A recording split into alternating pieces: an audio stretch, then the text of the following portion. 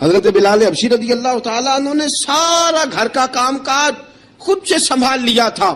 ایک دن غائب ہو گئے حضرت بلال اذان دے کے, فجر کی اذان دے کے. ایک دن فجر کی اذان دے کے غائب نہیں ہونا چاہیے. کیا خیال ہے آپ کا؟ مؤذن کو اذان دے کے غائب, اسے مسجد میں پھر رہنا چاہیے. حضرت بلال حبشی رضی اللہ تعالیٰ عنہ اذان پڑھی, غائب ہو گئے. صحابہ ڈھونڈ رہے ہیں بلال کدھر ہے, اقامت پڑھے. حضور نے فرمایا ٹھہر جاؤ, بلال آئے گا تو اقامت پڑھے گا. بلال آئے گا تو جلدی نہ کیا کرو مسجد میں. اگر 2-4 منٹ کبھی دیر ہو جائے نا نماز میں تو جلدی کوئی بات نہیں, اللہ کے گھر ہی آئے ہو نا, جلدی نہ مچایا کرو. اللہ کا گھر ہے, رحمت والی جگہ ہے. حضور نے فرمایا بلال آئے گا تو اذان پڑھے گا. اب سب صحابہ خاموش ہیں کہ بلال جاتا نہیں, کام بھی اس کا کوئی ایسا نہیں. حضرت بلال دوڑے آئے, جلدی دوڑے آئے. رسول پاک صلی اللہ علیہ وسلم نے سوال ہی نہیں کیا کہ بلال تو کدھر سے آیا ہے. فرمایا آ گئے ہو؟ حضور آ گیا ہوں. پڑھو اقامت, پڑھو اقامت. پڑھی, جماعت ہو گئی. اب صحابہ کرام علی مریدوان حیران ہے کہ حضور نے پوچھا ہی نہیں اور بلال آیا بھی دیر سے. حضرت جناب سیدنا صدیق اکبر, جناب مقداد, جناب سلمان فارسی, چند صحابہ نا حضرت بلال کو لے کے, کون ہے بلال تو کدھر تھا؟ راز کی کوئی بات ہے جو بتاتا نہیں, کدھر تھا؟ حضرت بلال رضی اللہ تعالیٰ عنہ کی آنکھوں میں آنسو آ گئے, رو پڑے. کہ بلال کوئی گہری بات ہے, بتا معاملہ کیا ہے, روتا کیوں ہے؟ حضرت بلال حبشی رضی اللہ تعالیٰ عنہ فرمانے لگے جب حضرت خدیجہ الکبریٰ گھر میں چکی پیستی تھی, تھک جاتی تھی نا تو میں مدد کرایا کرتا تھا. کتنے دن بیت گئے, جب فجر کی اذان دینے کے لیے گزرتا ہوں تو حضرت فاطمہ الزہرا کے بچے روتے ہوتے ہیں. فرمایا میں نے حضرت فاطمہ کو گود میں کھلایا ہے, مجھے اپنے محبوب کی شہزادی سے بڑا پیار ہے. کئی دنوں سے حضور کی خدمت میں عرض کر رہا تھا یا رسول اللہ کو مہربانی فرمائیں. حضور نے رات پیغام بھیجا ہے سیدہ فاطمہ کو کہ بلال جب آئے تو پردہ کر کے اندر چلی جایا کر. حضرت بلال فرماتے ہیں اذان دے کے گیا تھا حضرت فاطمہ کے گھر, میں نے کہا محبوب کی بیٹی ذرا پردہ کر لے, تو بچوں کو دودھ پلا, میں تیری چکی پیس دیتا ہوں. حضرت بلال حبشی کی آنکھوں میں آنسو رو رو کے بتلاتے ہیں. فرمایا سیدہ طیبہ طاہرہ حضرت فاطمہ الزہرا, میرے حبیب نے پتہ کیا فرمایا؟ فرمایا جس نے فاطمہ کو راضی کیا اس نے تو مجھے راضی کیا ہے. حضرت سیدنا بلال حبشی فرماتے ہیں میں نے چکی پیسی اور میں تمہیں کیا بتاؤں, میرے محبوب کی بیٹی نے مجھے بڑی ہی دعائیں دی ہیں, انہوں نے مجھ پر بڑا ہی اظہار محبت فرمایا ہے. فرمایا میں آذان سے لے کر جماعت تک لوگ تسبیحاں رولتے ہیں, لوگ قرآن کی آیات کی تلاوت کرتے ہیں, آذان سے لے کر جماعت تک لوگ مختلف قسم کے اذکار میں مشغول ہوتے ہیں. فرمایا میرا ذکر سنو, میری تلاوت سنو, میرا وظیفہ سنو. میں آذان سے لے کر جماعت تک محمد عربی کی بیٹی کی خدمت کرنے چلا جاتا ہوں. رسول پاک صلی اللہ علیہ وسلم کی شہزادی کی چکی پیس کے آیا. حضرت بلال نے اس انداز میں, بدر کی جنگ لگ گئی, بدر کا مارکا, حضرت بلال کے ہاتھ میں تلوار ہے, کہا میں لڑوں گا, پورا جہاد کروں گا. امیہ بن خلف جو بڑا مارا کرتا تھا نا وہ دوڑ رہا تھا اپنے بیٹے کو لے کے, آگے کچھ صحابہ کھڑے تھے, وہ قریب سے گزرنے لگا. حضرت بلال نے فرمایا ذرا پکڑنا امیہ کو, یہ مجھے مارا کرتا تھا, ذرا پکڑنا, نہ جانے نہ دینا. امیہ کو صحابہ نے روکا. حضرت عبد الرحمن ابن عوف نے پکڑ کے ایک زور سے گھونسا مارا, ادھر جا کے گرا. حضرت بلال تلوار لے کے کھڑے ہیں امیہ کے سر پہ. کہا امیہ میں تجھے نہیں کہا کرتا تھا اللہ میرے مصطفیٰ کو بڑی عزتیں عطا فرمائے گا؟ میں تجھے نہیں کہا کرتا تھا کہ خدا ہمیں غلبہ دے گا؟ هو الذی ارسل رسولہ بالہدی ودین الحق لیظہرہ علی الدین کلہ. میں نہ کہا کرتا تھا کہ اللہ اس دین کو ہر دین پہ غلبہ دے گا, پر میں دیکھ اللہ نے ہمیں عزت دے دی, دیکھ تو ذلیل کر دیا گیا. حضرت بلال نے مارا, گردن اڑا دی. حضرت ابوبکر صدیق پیچھے دیکھ رہے تھے, دوڑے ہوئے آئے, کہا بلال مبارک ہو, بلال مبارک ہو, آج تو تیرے سارے بدلے پورے ہو گئے. حضرت بلال نے سجدہ شکر ادا کیا. میرے دوستو بڑی باتیں ہیں جناب بلال کی کرنے والی. یہ وقت ساتھ نہیں نہ دیتا کسی کا, یہ رک جاتا ہے, یہ کہتا ہے کہ بس اب رک جاؤ, وقت ہو گیا آگے گزرنے کا. حضرت بلال حبشی رضی اللہ تعالیٰ عنہ رسول پاک کا وصال ہوا نا, حضرت بلال نے منہ سے لفظ ہی کوئی نہیں ادا کیا. کسی نے اپنا دکھڑا کسی انداز میں سنا لیا. حضرت عمر نے کہا, جس نے کہا حضور وصال کر کے گردن اڑا دوں گا. حضرت عثمان غنی نے کہا خبردار کوئی مجھے آ کے نہ بتائے کہ مصطفیٰ وصال کر گئے. حضرت علی المرتضیٰ رضی اللہ تعالیٰ عنہ نے فرمایا نہ بھائی میرے مصطفیٰ پر تو موت آتی نہیں جس طرح عام لوگوں پہ. سب لوگوں نے اپنے اپنے اظہار کر لیے نا. بلال نے کسی کو دکھ بتایا ہی نہیں. ایک کونے میں بیٹھ کے نا حضرت بلال اکیلے آنسو بہاتے رہے, کسی کو بتایا ہی نہیں, اکیلے روئے. ایک شخص کہنے لگا یار بلال بولتا نہیں. کہا نہ بلاؤ اسے.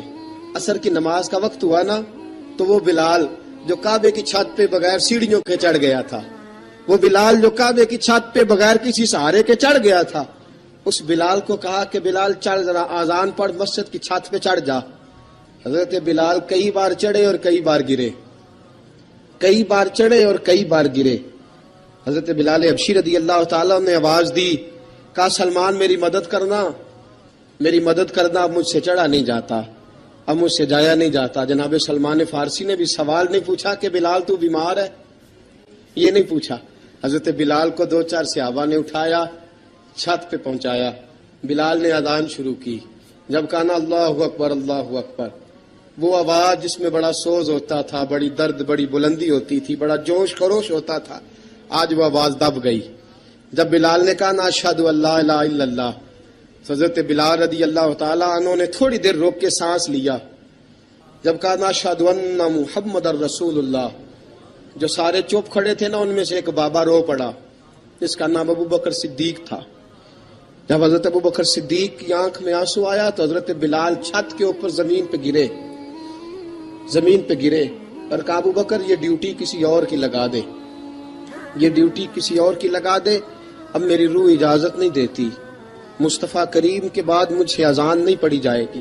آپ نے واقعہ سن رکھا ہے کہ ایک بار صحابہ نے بلایا, دوبارہ آئے, حضور خواب میں ملے, کہا بلال تو آتا کیوں نہیں.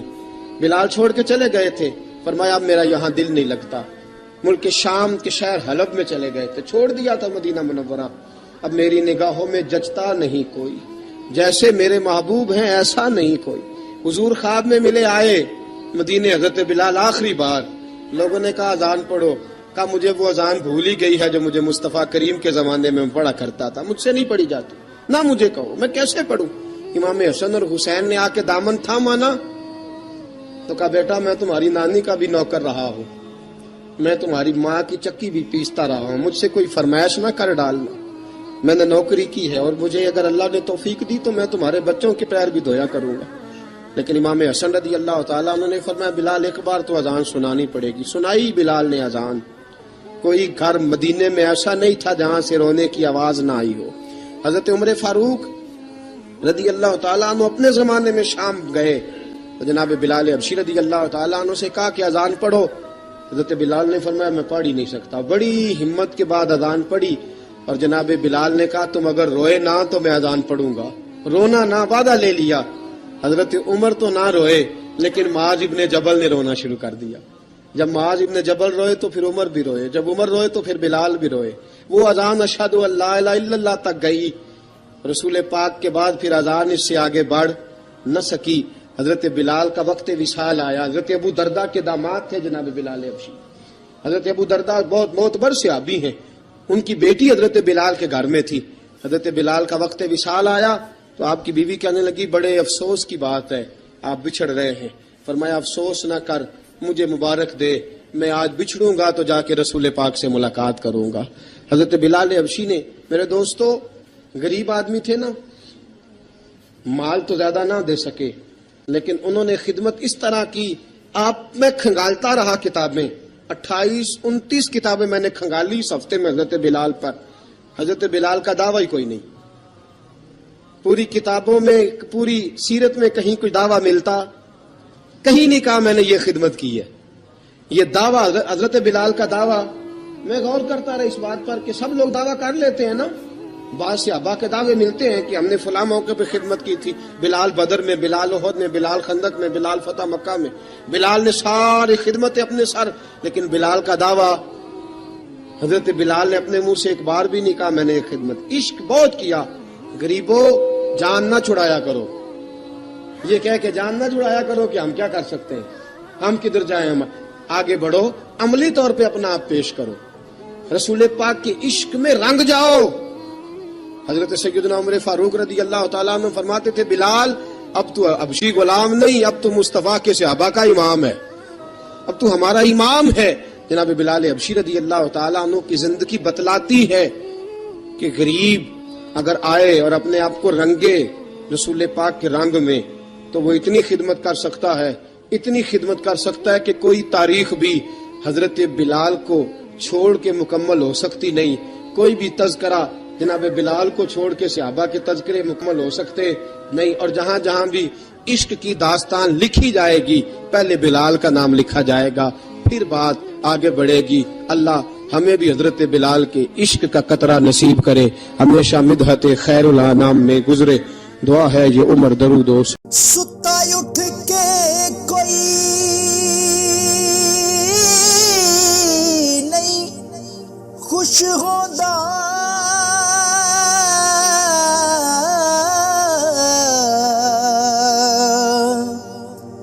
بڑے ستے جگا کے میں ویکھیا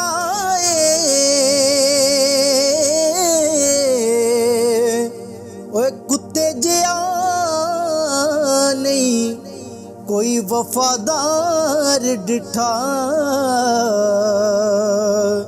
تے ٹکر سکا بھی پا کے